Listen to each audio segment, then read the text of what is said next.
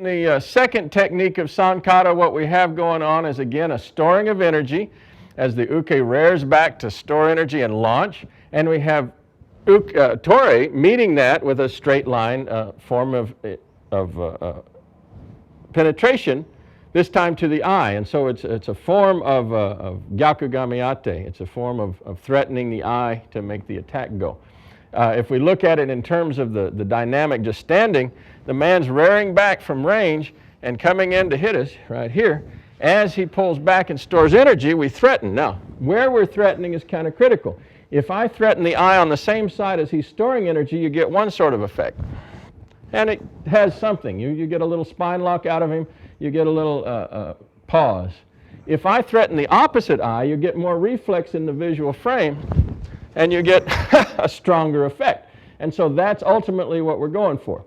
Now, also you'll get variability depending on what sort of attack and response you're getting out of uke, as to whether they're a little more conservative and holding back on the energy of trying to lay into you, or are they really trying to take your head right off with a very dynamic attack. The more dynamic it is, the more easily the fall will occur out of this.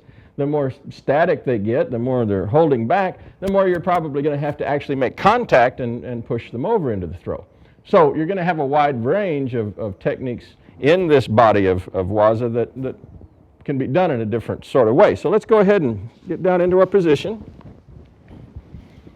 And we're right here at good distance. He's going to raise up and coil back, and as he does, I penetrate straight into his left eye, the opposite eye from the side that he's coiling on.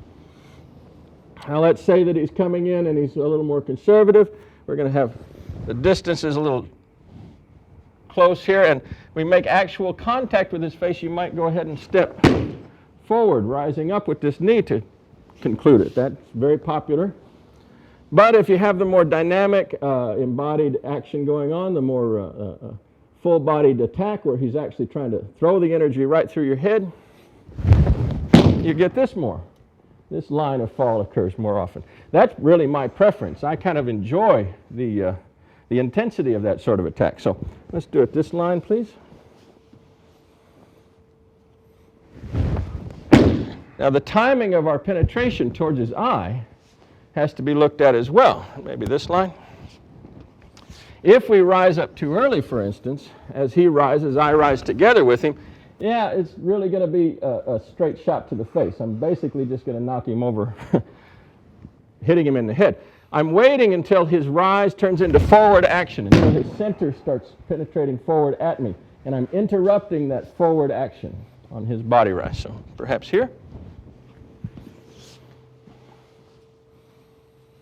Now, right there, just as the attack's launching forward, he's stored energy, he's given me plenty of signal to read, and now as the energy launches forward at me, that's when we're making our penetrating action to the opposite eye. Right here. Good. So that gives you a nice picture of the elements to work with, and whether you prefer to do it from a more static, conservative uke or from a more dynamic one, that's completely up to you. I think it's wise to practice both to get a good feel for the entire dynamic and how it unfolds. Thank you.